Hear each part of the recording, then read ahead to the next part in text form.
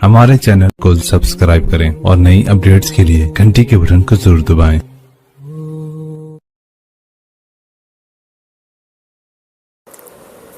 बिस्मिल्लाहिर्रहमानिर्रहीम। अस्सलामु अलैकुम वरहमतुल्लाहि वबरकातुहू। नाज़रीन इकराम, आप देख रहे हैं ज़मज़म ग्राफी। गुजरात फाइल्स पसे पर्दा हक़ाइक़ का इंकिशाफ, इस किताब का सिलसिला जारी है। आइए शुरू करते हैं। फ़र्ज़ी इनकाउंटरों में इस्तेमाल होने वाले किरदारों की फ़हरिस्त से मैं बाखबर थी, लेकिन हर किरदार का इस्तेमाल जत्थे के ज़रिए जिस तरह से किया गया था उसका समझना मुश्किल था। रायगार मुतमईन था क्योंकि वो जानता था कि मैं पीसी पांडे, अशोक नारायण और राजन परियाद ऋषि से बात कर चुकी हूँ। उसको इस बात का भी यकीन हो चुका था कि मैं अपनी फिल्म में अजीम गुजरात पुलिस फोर्स का इहाता कर रही हूँ, यानी ग्रेट गुजरात पुलिस फोर्स का कवर कर रही हूँ। मैंने भुज ज़लज़ले के मुतालिक इससे बात की तो ज़लज़ले की शिद्दत से मुतालिक उसने अपने तासुरात बयान किए। ज़लज़ला मतलब भूकंप, कितनी जानें ज़ाये हुई और ज़लज़ले के बाद गुजरात पुलिस ने कितना मुश्किल काम अंजाम दिया था, हर एक चीज़ को उसने विस्तार से बताया। आला दर्जे के भोलपन का इजहार करते हुए मैंने उसे पूछा कि क्या गुजरात सही माना में इतना मुंतशिर है जैसा कि पेश किया जा रहा है, यानी सही माना में ऐसा बटा हुआ है जैसा पेश किया जा रहा है। उसने कहा, आपको बिल अंदाज़ा नहीं है बिल्कुल। 2002 में यहाँ क्या हुआ था। जब उसने फसादात के बारे में, यानी दंगों के बारे में बोलना शुरू किया तो मेरे भोलपन का नज़ारा खुले तजस्सुस में बदल गया। मैंने उसको बताया कि दीगर अफसरान से भी इस बारे में कुछ नोट्स मैंने इकट्ठे किए हैं। रायगार इंटेलिजेंस का सरबराह रह चुका था। इसका मतलब है कि गुजरात फसादात के दौरान वो एक अहम ओहदे पर था। सवाल, अब यहाँ पर रायगार और राना अय्यूब के दरमियान इंटरव्यू शुरू हो रहा है। सवाल, लेकिन आप मुझे मोदी वाला हिस्सा बताइए क्योंकि हर शख्स उसी को जिम्मेदार मानता है। जवाब, उसके बारे में मुझसे मत बुलवाओ, अभी अभी मैं इससे बाहर आया हूँ। सवाल, जब ये सब कुछ चल रहा था क्या तब आप उसके बीच थे? जवाब, हाँ मैं था। सवाल, बड़ी दुख भरी कहानी है ना? जवाब, हाँ। फसादात के इन 3 महीनों को मैं भुला देना चाहता हूँ क्योंकि कुछ ऐसी चीज़ें वाक़ई हुई थी जो नहीं होनी चाहिए थी, यानी कुछ न कुछ ऐसे कांड भी हुए थे और ऐसे वारदात भी हुई थी जो नहीं होनी चाहिए थी।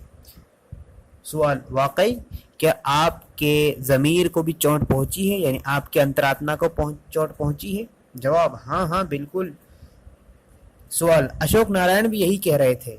जवाब, हाँ, वो भी हालात से घिरे हुए थे। लोगों के जहनों में अब भी वो हादसा ताज़ा है और हर जगह उसकी छाप नज़र आती है। इतना मकबूल होने के बावजूद अमेरिका अभी भी, यानी मोदी, अपने यहाँ आने की उसको इजाज़त नहीं देता है। इतना मकबूल होने के बावजूद भी हाल ही में विकी लीक्स में ये बात आई थी कि अमेरिका अब उसके साथ अच्छे ताल्लुकात रखना चाहता है, लेकिन बाद में इसी विकी लीक्स ने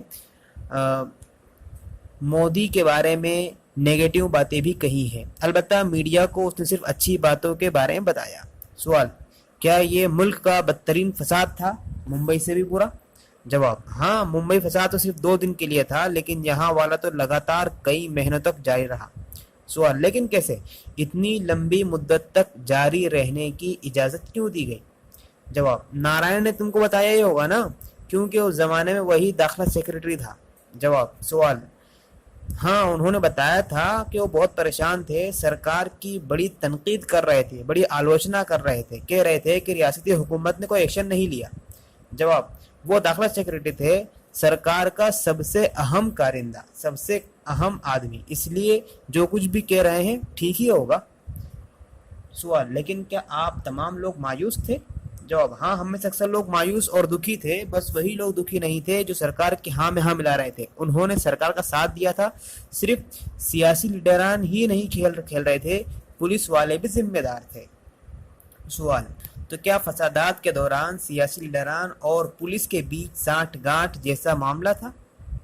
हाँ हाँ, महदूद पैमाने पर, यानी लिमिट, क्योंकि हालात अगर एक बार हाथ से निकल जाएं तो फिर ज़्यादा कुछ नहीं किया जा सकता है।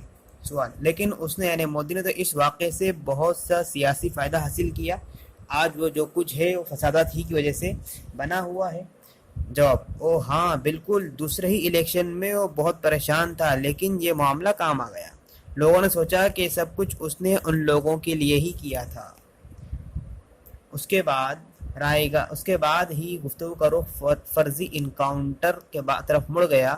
جب تحقیقات کی گئی تھی تب رائے گار ایڈیشنل ڈی جی پی یعنی ڈائریکٹر جنرل آف پولیس ہوا کرتا تھا۔ فرضی انکاؤنٹر کے بارے میں اس سال کے مئی اور جون کے مہینوں میں سی بی آئی نے روزانہ 10 گھنٹوں سے بھی زیادہ اس سے پوچھ تاچھ کی تھی، پھر بھی وہ اس بات سے خوش تھا کہ کہانی میں اپنا پہلو وہ مجھ سے شیئر کر رہا تھا۔